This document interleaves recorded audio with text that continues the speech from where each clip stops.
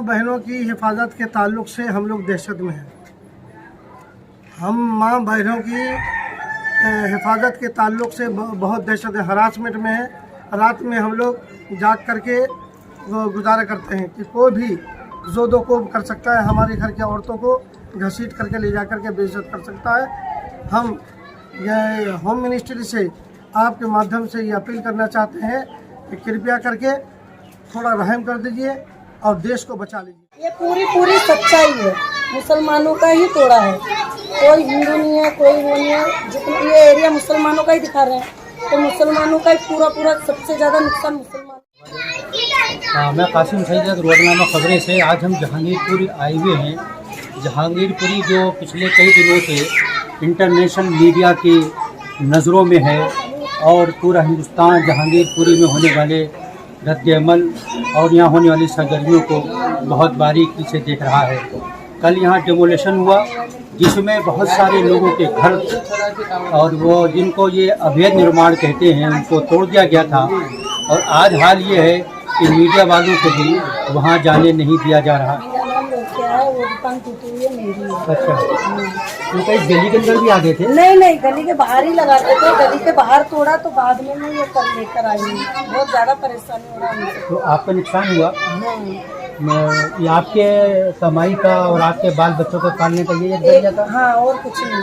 अच्छा, अब क्या करेंगे? अब क्या करेंगे, सभी को देख रहे हैं, हम कितने परेशान हो रहे हैं। ये है कि हमारा तो टूट गया। सुप्रीम कोर्ट के ऑर्डर के बाद जिनका बच गया उसका शुक्र मनाते हैं कि कुछ हुआ तो बच गया, बाकी सब तो दुकान रेडी पटरी वाले सब परेशान हो रहे। बहुत ज़्यादा प्रशासन से भी गुस्से में है क्योंकि उनके चक्कर में ही हुआ जो भी हुआ। अच्छा, एक बात ये कही जा रही है कि यहाँ पर सिर्फ मुसलमानों का ही तोड़ा गया है। हाँ, इसमें कहाँ तक सच्चाई है? ये पूरी सच्चाई है, मुसलमानों का ही तोड़ा है, कोई हिंदू नहीं है, कोई वो नहीं है। जितना ये एरिया मुसलमानों का ही दिखा रहे हैं, तो मुसलमानों का ही पूरा सबसे ज़्यादा नुकसान मुसलमानों का ही हुआ। कहते हैं मस्जिद का गेट तोड़ दिया, मंदिर का नहीं, उसका नहीं तोड़ा। हाँ, वो तब दिखा रहे हैं ना कि मंदिर तक आए तो सुप्रीम कोर्ट का ऑर्डर आ गया। उससे पहले तो ऑर्डर आ ही चुका था, तभी मस्जिद का गेट वेट सब तोड़ दिया था। तो आपको क्या डर लग रहा है? तो डरना पड़ेगा ही, प्रशासन उनका है तो डरना भी पड़ेगा। डर के ही तो जी रहे हैं। तो अभी क्या कारोबार दुकानें वगैरह सब बंद चल रही है क्या? हाँ, 5-6 दिन से सब कुछ बंद पड़ा है। इधर सी ब्लॉक में सब कुछ बंद पड़ा है। तो क्या इधर उधर बाहर आने जाने नहीं दे रहे? जरूरत है तो निकल रहे हैं, तो खोल के जाने भी दे रहे हैं, जाते निकल रहे हैं। ये देखिए, ये इनका टूटा हुआ, ये यहाँ पर ये इनका टूटा हुआ पोंचा था जिस पर ये आपका क्या काम था? सीख कबाब ये सीख कबाब वगैरह लगाती थी और आज ये इसको देखकर रो रही है। इनके समझ में नहीं आ रहा है कि इनके बच्चों का भविष्य क्या होगा और ये कल को इन बच्चों का पेट कैसे भरेंगी। आपके शौहर क्या करते हैं? दोनों एक ही काम करते हैं। अच्छा, तो अब क्या सोचा है आगे? अभी कुछ भी नहीं सोचा, क्या करेंगे? अभी जब निकलने नहीं दे रहे तो क्या सोचेंगे? तो रोजी रोटी का कैसे क्या करेंगे? देखना पड़ेगा। आस पड़ोस देख ही रहे हैं। अभी फिलहाल आस पड़ोस ही चला रहे हैं। हमारे मुस्लिम भाई हम लोगों को देख रहे हैं, आस पड़ोस ही देख रहे हैं हम लोग इस टाइम। आए हैं, आपको कहीं जाने भी नहीं दिया जा रहा है, तो जब आपके साथ ये है तो आम आदमी का क्या हो रहा होगा? देखिए, असल में ये रवैया है इन लोगों का कि पहले आप इलीगली डिमोलिशन करते हैं और जब सुप्रीम कोर्ट का ऑर्डर होता है उसके बाद भी उसके खिलाफ वर्जी करते हैं। और उसके बाद अब अगर यहाँ के लोग जिम्मेदार लोग अगर मुलाकात करना चाहें उन लोगों से जिनके मकान तोड़े गए, जिनकी दुकानें तोड़ी गई, या उनको जाकर कंट्रोल करना चाहें, उनके वसाइल को समझने की कोशिश करना चाहें तो आप उन तक पहुँचने नहीं देते हैं। तो ये बहुत ही गलत रवैया है और ऐसा लग रहा है कि हम कोई किसी सोसाइटी के अंदर, किसी डेमोक्रेटिक कंट्री के अंदर नहीं रह रहे, बल्कि एक फासिस्ट गवर्नमेंट के तहत हम लोग यहाँ जिंदगी गुजार रहे हैं। मैं सोचता हूँ कि ये सूरत बिल्कुल ख़राब है और ये जो पूरी कार्रवाई हुई है, पूरी कार्रवाई इलीगल है, इसलिए कि जो शोभा यात्रा निकली थी उसमें जिस तरह की तलवारें और हथियार दिखाए गए और जिस तरह के मस्जिद तमाशा किया गया, नारे लगाए गए, लोगों के बीच स्पीचेस दी गई और उसके बाद अगर लोगों ने रिटेलिएट करने की कोशिश की तो आप उनके खिलाफ कार्रवाई कर रहे हैं। यहाँ पर एक इल्ज़ाम ये लगाया जा रहा है कि एक एकतरफा कार्रवाई हुई है, सिर्फ एक कमेटी को टारगेट किया गया है। आपने यहाँ लोगों से मुलाकात की है तो आपको इस इल्ज़ाम में कहाँ तक सकाफत महसूस हुई है? नहीं, ये इल्ज़ाम 100% सही है। देखिए, 21 के करीब 22 लोग उठाए गए हैं, उसमें से 16-17 लोगों की बात एक ही कम्युनिटी के लोग हैं, और बाकी 3-4 लोगों को आपने और उठा लिया है। तो ये जो असल सरगना था जिसने ये पूरी शोभा यात्रा ऑर्गेनाइज कराई थी, जो लेके आया था पूरे इलाके को, उसके खिलाफ उसको आप उठाते नहीं हैं और उन लोगों के खिलाफ कोई कार्रवाई नहीं करते जिन्होंने हथियार शो किया। वो सब चीज़ें आज सोशल मीडिया पे मौजूद हैं, वो सब चीज़ें फुटेज मौजूद हैं, सबकी कार्रवाई करना चाहे पुलिस, तो पुलिस पास सब चीज़ें मौजूद हैं, लेकिन पुलिस कार्रवाई नहीं करती। ये एक तरफा कार्रवाई नहीं, तो उन्होंने गुप्ता जूस भी तो तोड़ा है। देखिए अगर 2-4 चीज़ें दरमियान में आ गई हैं तो तोड़ दिया है तो कोई ऐसी बात नहीं है, लेकिन अक्सरियत किन दुकानों की है, किन मकानों की है। वहाँ की है कि गुप्ता तोड़, हमारा कहना ये नहीं कि आपने इसको भी तोड़ दिया, हमारा कहना ये कि ये पूरी कार्रवाई की गई है। आपने पहले नोटिस देना चाहिए था, खुद म्युनिसिपल कॉर्पोरेशन का जो ज़ाब्ता है उसके हिसाब से पहले नोटिस दिया जाता है, लोगों से कहा जाता है कि जो कागजात है तो वो सबमिट करें, और उसके बाद अगर आप समझते हैं कि ये लीगल कंस्ट्रक्शन है तो उसके खिलाफ कार्रवाई की जाती है। ऐसा कुछ नहीं किया गया। फिर सुप्रीम कोर्ट ने जब ये कहा कि आप स्टेटस को बरकरार रखें, उसके बाद भी 1-1.5 घंटे तक कार्रवाई चलती रही, ये क्या बात है? नहीं तो पहले खरगोन और अब जहांगीरपुरी, आगे क्या? देखिए जो रवैया इस गवर्नमेंट का है, जो स्टेटमेंट गवर्नमेंट के यानी मिनिस्टर्स देते हैं, होम मिनिस्टर देते हैं, उससे तो ऐसा लग रहा है कि ये समझ रहे हैं कि ये सिलसिला हम कर सकते हैं और आपके लिए बहाना है इलीगल कंस्ट्रक्शन का। दिल्ली की अगर हम बात करेंगे तो 60-70% कंस्ट्रक्शन इलीगल है, इसलिए कि यहाँ पे आप इजाज़त नहीं देते लोग घर बनाने के लिए, और पूरी घर बनते हैं सरकार की निगरानी में, और पूरा ही जो एडमिनिस्ट्रेशन है वो उस पर रिश्वत लेता है घर बनाने के दौरान में, और उसके बाद फिर आके जब वो घर बना लेता है, अपने घर में रहने लगता है, तो आपको तोड़ देते हैं आगे, और उस आदमी को बिल्कुल सड़क पे ले गया जाते हैं। तो आपको जाने नहीं देंगे, आपका फिर कोशिश करेंगे जाने की? नहीं, हम जाएंगे, लगातार जाएंगे। देखिए हम तो यहाँ पर इसलिए आए हैं कि बुनियादी तौर पे जो लोग उजाड़े गए हैं, जिनके मकान तोड़े गए हैं, जिनकी दुकानें तोड़ी गई हैं, उनसे मुलाकात करें, उनके मसाइल को समझने की कोशिश करें, और जिस हद तक हमारे बस में उसको हल करने की कोशिश करें, तो हम जाएंगे, छोड़ेंगे नहीं। जो है वो बंद कर दिया गया है, यहाँ से किसी को न अंदर जाने की इजाज़त है न बाहर आने की इजाज़त है, लोग इधर उधर से होकर जा रहे हैं। यहाँ तक कि मीडिया को भी अब वहाँ पर उसको देखने की, जहाँ डेमोलिशन हुआ है उसका जायज़ा लेने की, उसकी रिपोर्टिंग करने की परमिशन नहीं दी गई है।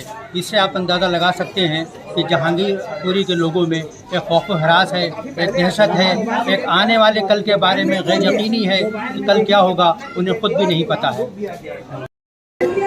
800 से लेकर के 1200 आदमी का हुजूम आता है और सी ब्लॉक की मस्जिद पर अटैक करता है, मस्जिद के बेहुरमती करता है, गेट तोड़ने की कोशिश करता है, मीनार पर चढ़ने की कोशिश करता है। तब बताइए कि हमारी इतनी भी गैरत खत्म हो गई कि हम अपनी मस्जिद की हिफाजत नहीं कर सकते।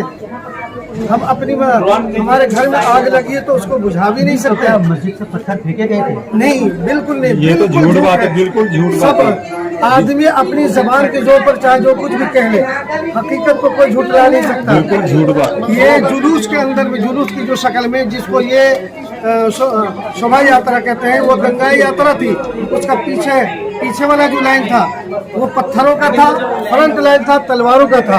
उनके हाथ में तमंचे थे, उनके हाथ में डंडे थे, उनके हाथ में हॉकी थी।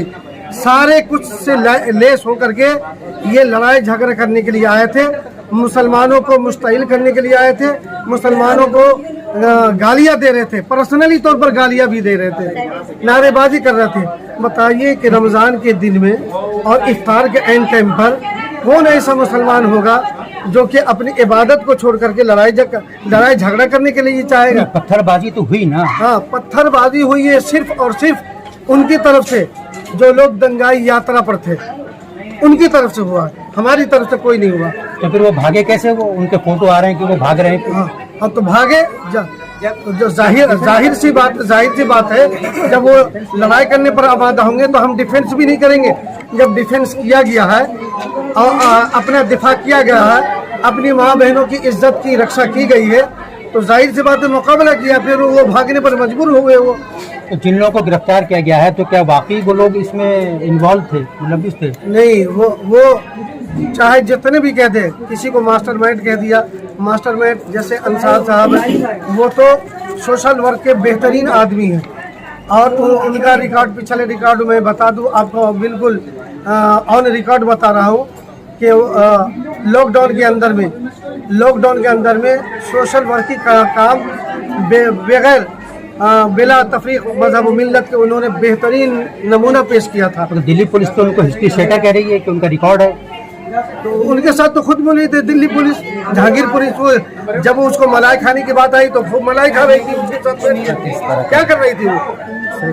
आज एक दंगा को बुनियाद बना करके और उसको लुक आउट कर दिया गया, उसको दागी बना दिया गया, उन पर NSA लगा दिया गया। NSA किस पर लगाया जाता है दुनिया जानती है, होम मिनिस्ट्री की तरफ से आदेश आता है, होम मिनिस्ट्री की तरफ से। इसलिए अगर इंसाफ नहीं दिया गया दिल्ली के अंदर में रह करके, तो हम लोग जितने भी मुस्लिम कम्युनिटी के लोग हैं, हम लोग घेराव करेंगे होम मिनिस्ट्री का। होम मिनिस्ट्री बिहार वालों के लिए, बंगाल वाले के दूर है, जहांगीरपुरी वालों के लिए दूर नहीं है। बहुत अच्छे। हाँ, नहीं तो ये इस घेराव से क्या फायदा होगा? हम तो फिर आप पर भी मुकदमे हो सकते हैं कि आपने जो है अमन शांति में भंग किया है। अब इतने मुकदमे हो जाएंगे हमारे पर। अब वो कल को आज हमें पत्थरबाज का कह दिया गया, कल को तो आतंकवादी भी कहेंगे। बहरहाल उम्मीद हम कर सकते हैं कि शायद जो है वो इंसाफ वहाँ से हमें मिले। तो क्या यहाँ के लोगों में खौफ और दहशत है या आगे लड़ाई लड़ने का अज़्म है उनके अंदर?